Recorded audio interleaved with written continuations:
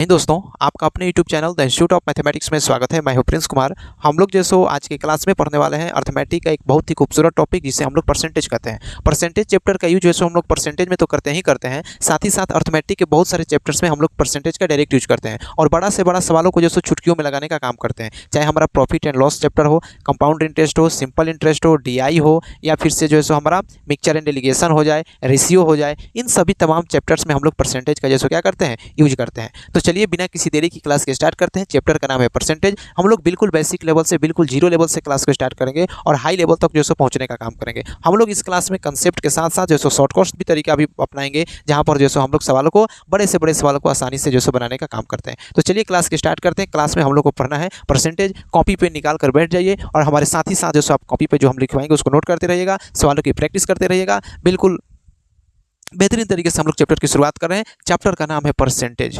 Chapter का क्या नाम है? परसेंटेज। हिंदी में इसे बोला जाता है प्रतिशत, प्रतिशतता बोला जाता है परसेंटेज। प्रतिशतता की अगर हम शाब्दिक अर्थ बात करें तो प्रतिशत, पर का मतलब होता है प्रति, पर का मतलब क्या होता है? प्रति।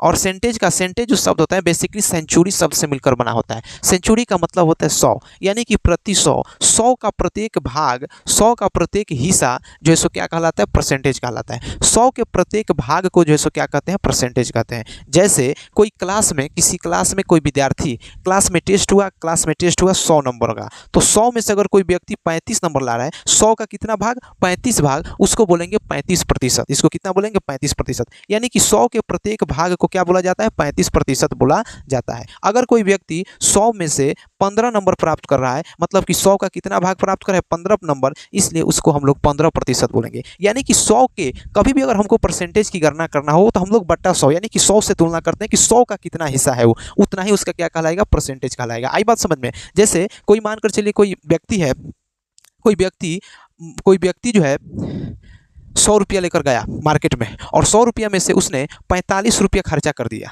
100 रुपया में से उसने कितना रुपया खर्चा कर दिया? 45 रुपया खर्चा किया। अगर आपसे पूछे कि बताओ उस व्यक्ति ने कितना प्रतिशत रुपया खर्चा किया, तो देखेंगे कि 100 रुपया लेकर गया है, 45 रुपया खर्चा कर दिया है, तो 100 में से 45 रुपया खर्चा कर दिया, मतलब उसने कितना प्रतिशत खर्चा कर दिया है? 45% का खर्चा कर दिया है। तो प्रतिशत का बेसिकली शाब्दिक अर्थ होता है 100 का कितना हिस्सा जो है सो है, 100 का प्रति हिस्सा अगर वो है तो उसको क्या बोलते हैं? प्रतिशत में बोला जाता है। आई बात समझ में? अगर कोई है 100 का 1, 100 में से 1, इसको बोला जाएगा 1%। अगर 100 में से 2 है तो इसको क्या बोला जाएगा? 2%। हमको आशा है कि आपको प्रतिशत का शाब्दिक अर्थ समझ में आ गया होगा। प्रतिशत का शाब्दिक अर्थ होता है कि 100 का प्रति हिस्सा, 100 का प्रत्येक हिस्सा जो है सो क्या कहलाता है? प्रतिशत कहलाता है, या फिर से जो सो परसेंटेज कहलाता है। आई बात समझ में? यहाँ से आपने एक चीज गौर किया होगा, यहाँ से आपने एक चीज गौर किया होगा क्या, कि जैसे मैंने लिखना होता था 1%, तो 1% को क्या लिख सकते हैं? 1/100, मतलब 100 का एक हिस्सा। अगर हमको कहीं पर 2% लिखा होगा तो 2% को लिख सकते हैं 2/100 लिख सकते हैं। अगर कहीं पर हमको 3% लिखना होगा तो इसको लिख सकते हैं 3/100।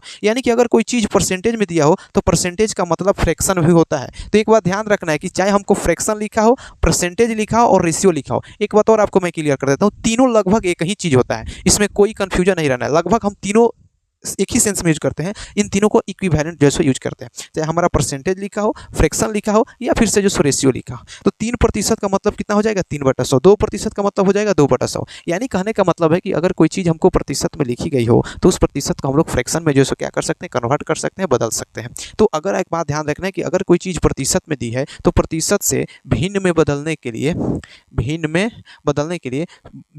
तो क्या हो जाएगा? बट्टा 100 हो जाएगा। तो यहाँ से एक और बात ध्यान रख सकते हैं, अगर कोई चीज़ प्रतिशत में दी गई उसको फ्रैक्शन में लिखना हो, भिन्न में लिखना होगा, तो उसको क्या लिखेंगे? बट्टा 100 लिख सकते हैं। क्या लिख सकते हैं? बट्टा 100 लिख सकते हैं। अगर कहीं पर 11% लिखा हो, इसको फ्रैक्शन में लिखा होगा तो कितना लिखेंगे? 11/100 लिखना होगा। अगर कहीं पर 33% लिखना होगा तो 33% को कितना लिखेंगे? 33 जो क्या लिखेंगे? 100 लिखेंगे। तो एक बात ध्यान रखना है कि अगर प्रतिशत में दी गई तो उसको फ्रैक्शन में कन्वर्ट करने के लिए हम लोग क्या करते हैं? बट्टा 100 लगा देते हैं।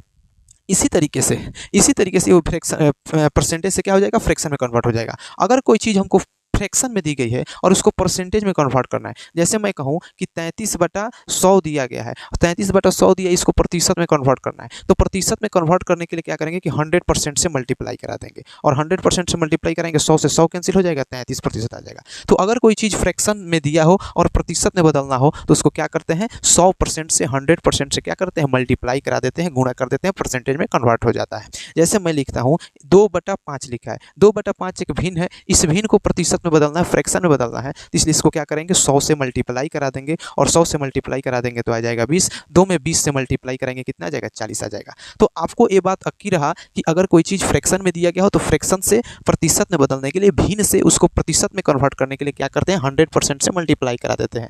अगर हमारे पास प्रतिशत में ऑलरेडी दिया है, उसको भिन्न में बदलना है, फ्रैक्शन में कन्वर्ट करना है, तो हम लोग क्या करते हैं बट्टा 100 लगा करके इनकी डिनोमिनेटर में 100 लगाकर उसको फ्रैक्शन में जो है सो क्या कर लेते हैं कन्वर्ट कर लेते हैं।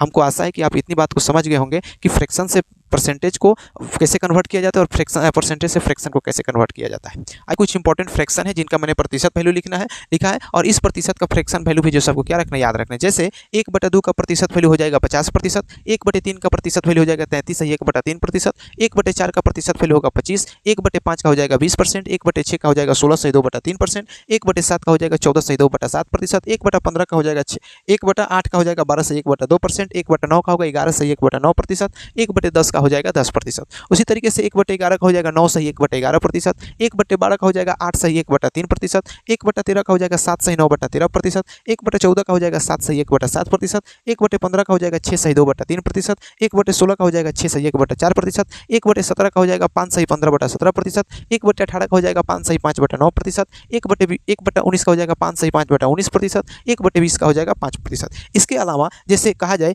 1/24 लिखाओ, क्या लिखाओ मेरे भाई 1/24 लिखाओ, तो 24 का हो जाएगा 4 सही 1/6%, 1/25 को लिख सकते हैं 4%, 1/30 को लिख सकते हैं 3 सही 1/3%, 1/40 को लिख सकते हैं 2 सही 1/2%, 1/50 को लिख सकते हैं 2%। तो ये कुछ इंपॉर्टेंट फ्रैक्शन है जिनका हम लोगों ने परसेंटेज फॉर्म देखा और परसेंटेज का फ्रैक्शन फॉर्म लगा। अगर ये आपको डेटा याद है, अगर डेटा याद रहेगा तो हम लोग सवाल को लगाने में हमको काफ़ी सहूलियत मिलेगी, और बड़ा से भी बड़ा सवाल को हम लोग आसानी से क्या कर सकते हैं।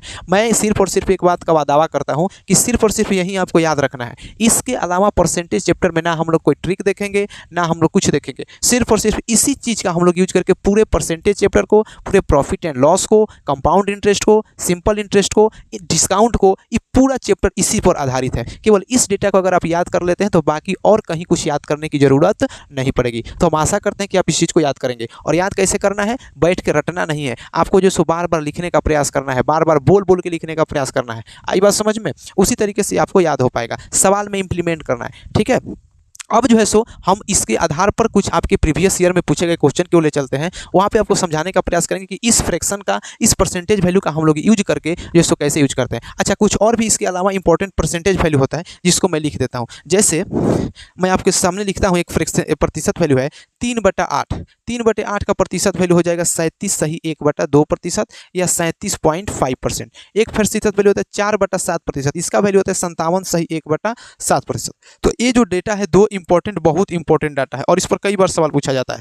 3/8 का प्रतिशत वैल्यू हो जाएगा 37 सही 1/2%, 4/7 का प्रतिशत वैल्यू हो जाएगा 57 सही 1/7%।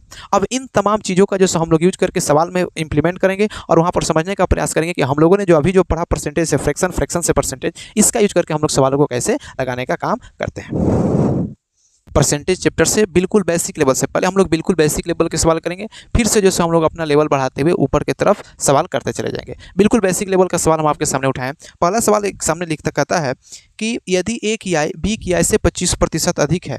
सवाल कहता है कि यदि ए की आय बी की आय से 25% अधिक है। सवाल कहता है कि यदि ए की आय बी की आय से 25% अधिक है तो बताना है बी की आय ए की आय से कितना प्रतिशत कम होगा। सवाल में दो व्यक्ति दिया है, एक व्यक्ति ए है, एक व्यक्ति बी है। सवाल में कह रहा है कि ए व्यक्ति ए की जो इनकम है बी से 25% अधिक है। तो थोड़ा देर पहले हमने आपको बताया था कि 25% का फ्रैक्शन वैल्यू, 25% का फ्रैक्शन वैल्यू हो जाता है 1/4। कितना होता है 1/4, यानी कि जो नीचे वाला वैल्यू होता है हमेशा ओरिजिनल को रिप्रेजेंट करता है। यानी कि अगर बी का इनकम 4 रुपया है तो उससे एक अधिक इनकम किसका है, 5 का है, ए का है। मतलब अगर ए बी 4 रुपया कमाते हैं तो उससे एक अधिक कौन कमाता है, ए कमाता है 5 रुपये कमाता है। तो सवाल कहता है कि बी का इनकम ए से कितना प्रतिशत कम होगा, ए से कितना कम होगा।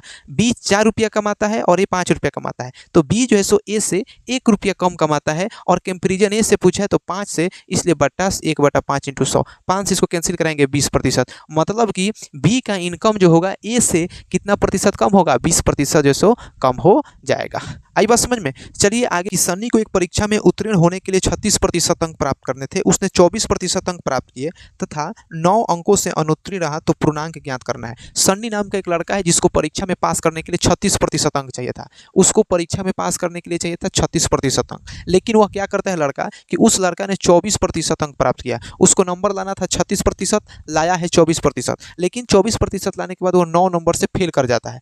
पास करने के लिए चाहिए था 36%, लाया है 24%, कितने नंबर से फेल हो जाता है? 9 नंबर से फेल हो जाता है। तो एक बात बताइए, उसने कितना प्रतिशत कम नंबर लाया है? 12%।